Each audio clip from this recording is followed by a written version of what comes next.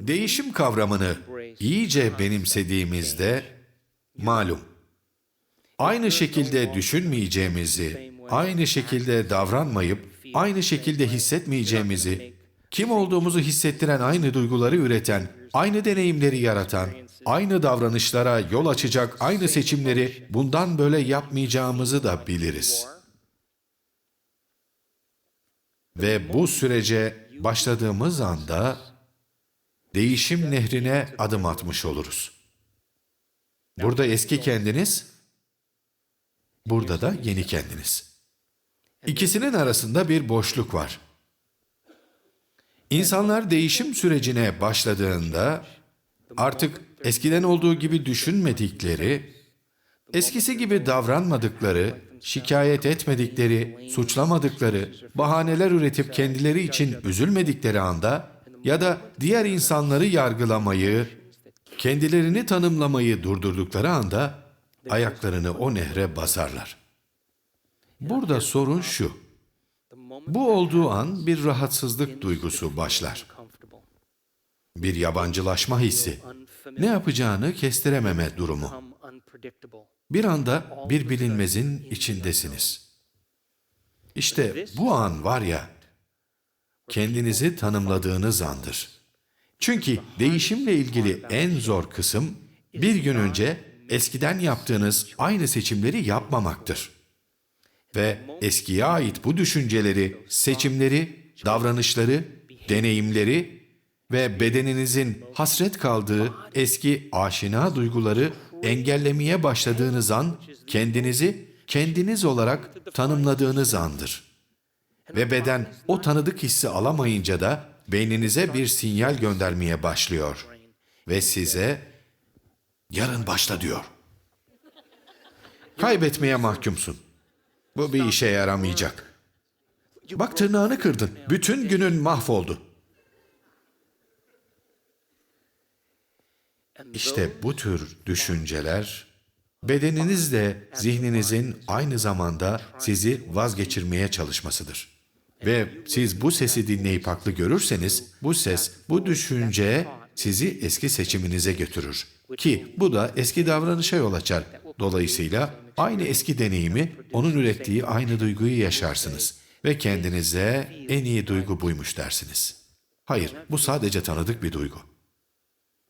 Değişim nehrini geçmek, eski benliğinizin biyolojik, nörolojik, kimyasal, hormonal, bağımlılık ve genetik anlamda ölmesi demektir. Eski sizin tam anlamıyla ölmesi demektir. İnsanlar bana yine, tamam da Doktor Joe, ben geleceğimi kestiremiyorum ki, şu an değişim nehrindeyim diyecektir. Bilinmeyenin içindeyken geleceği tahmin etmenin en iyi yolu onu yaratmaktır. Ve sadece bilinmeyenin içindeyken, bu boşluktayken kendinizi rahat hissetmeye başlarsınız. Sihir gerçekleşir.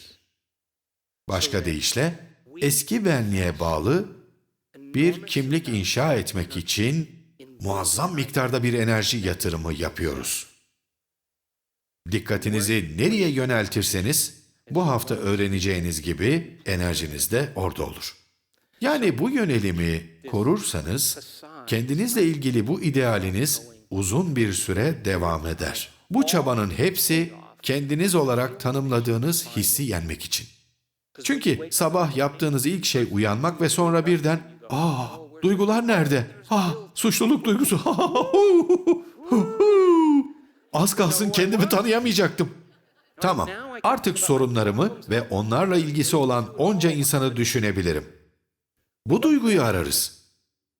Öyleyse kendimize eski benliğimizden eski enerjiyi çekmeye başladığımız an, tıpkı Davut ve Golyat gibi, tıpkı köprünün üstünde canavarı bekleyen Gandalf gibi, dikkatinizi eski benliğinizden ayırmaya başladığınızda, ki bunun için belli bir miktar dikkat yöneltmeniz gerekir, şimdi o benliği terk etmeye başlıyorsunuz.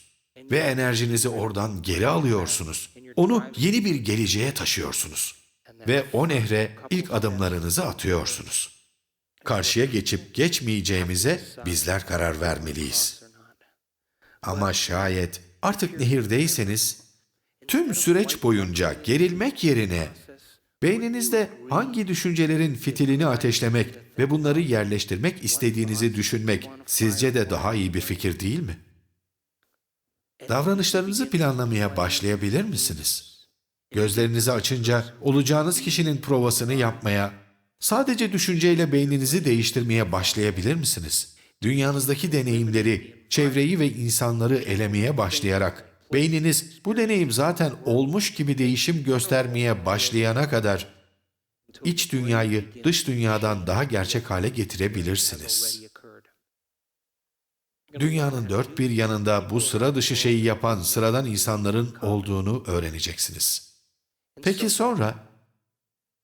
Vücudumuz bizi bağımlı kılan eski duyguları özlemeye ve hatırlamaya başladığında, siz de o an zorlu bir değişimden geçen bir bağımlı gibiyken, bolluk hissinin nasıl olduğunu deneyimlemeden önce, bedeninize duygusal olarak öğretebileceğinizi düşünmüyor musunuz? Yaşamadan önce, gelecekten bir numune alıp vermek gibi. Materyalist biri şöyle diyebilir: sevgilim gelip karşıma çıkana kadar şükretmeyeceğim. Vadesiz hesabımda parayı görene kadar bolluğun tadını çıkartmayacağım. İşte bu gerçekliğin eski modeli. Neden-sonuç ilişkisi.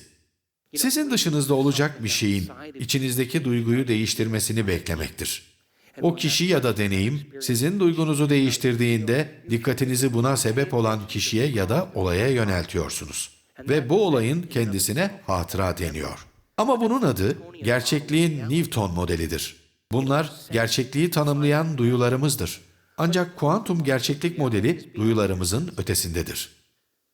Yani siz bu olayı gerçekleşmeden önce duygusal olarak kucaklamaya başlarsanız, bedeninizi duygusal olarak olayın meydana geldiğine ikna edebilirsiniz ve bu duygular yeni bir düşünce dizisini yönlendirir.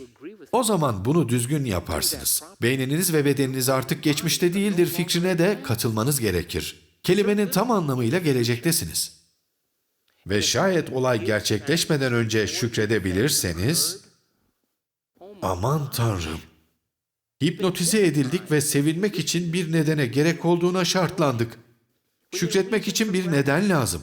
Bu eski tarz bir düşünce. Ama kuantum modeli, dileğiniz gerçekleşmeden önce şükredin ve duygusal anlamda gerçekleşmiş olduğuna bedeninizi ikna edin diyor. Çünkü teşekkürün duygusal anlamı nedir? Teşekkür olmuş bir şeye edilmez mi?